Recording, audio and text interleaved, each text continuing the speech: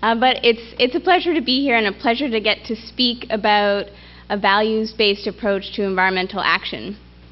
Often when I'm talking about OTESHA, I'm speaking to educators in the public system, and I'm speaking a lot about maybe the curriculum connections that our programs have, or how we bring together social justice and environmental education. But one of the things that I think makes the education programs that OTESHA delivers very different are that it has this element, this values element to it. During one of the first workshops that Jocelyn and I delivered when we were 21, we were just back from Kenya, and we really didn't know what we were doing, but we had a lot of passion, and we wanted to share a lot with the young people that we visited. And in one of those workshops afterwards, a young boy, maybe 16 in the class, he came up and he said, "This is the first time I've been moved in school. Thank you."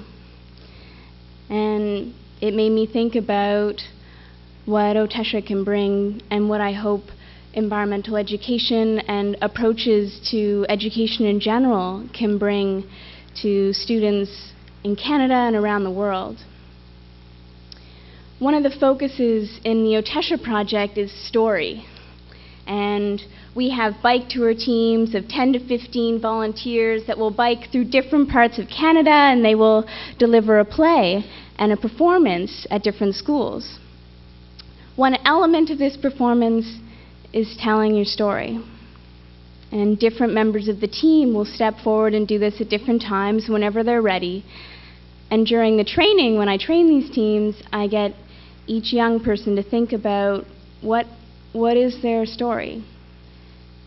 They had 5 minutes to share with the school community. What do they want to share?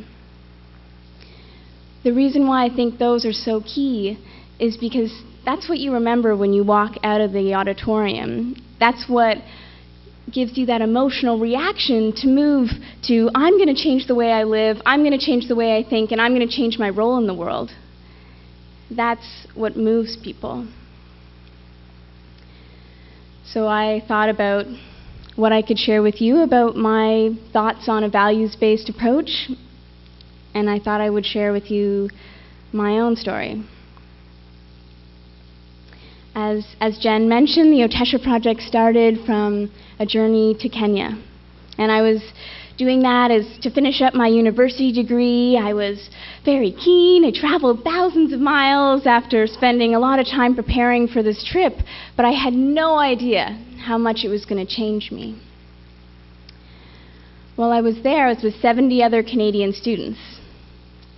This huge number, we often outnumbered the rural villages we might be visiting in the 3 months that I was there. But it also meant that we had taken our Canadian lifestyles and transplanted them to a mobile community that traveled around Kenya. One particular day, we were driving to the Chalbi Desert, which is just beneath Sudan on the Pan-African Highway.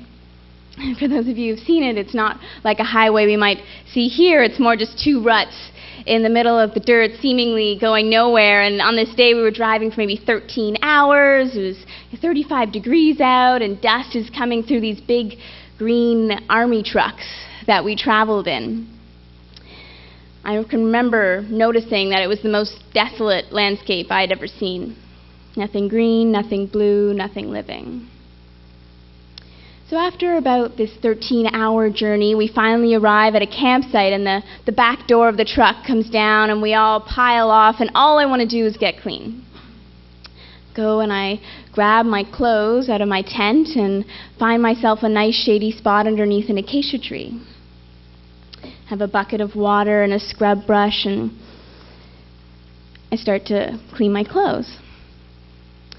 Now, this campsite, like many of them, had a fence around the perimeter to keep things out, keep things in. And on the other side of this fence, not much farther than that table, was a young boy who was watching me. And at first, when I saw him, it was one of those experiences when you notice someone staring at you and you don't really know how to react. And when I looked closely, I could see our eyes locked. And I was kind of paralyzed in that moment as we were looking at each other. And I began to look closer at this young boy, who was maybe 5, maybe 6 years old. And as I looked closer, I could see that his eyes were cracked underneath, his lips were chapped, his belly was bloated, the skin on his arms was flaking. As I looked closer, I realized he probably hadn't had enough to drink. At the same time as I'm looking at this boy, I can hear the sounds of my Canadian classmates. They're on the other side of the complex. They can't see what I'm seeing, but I can hear them.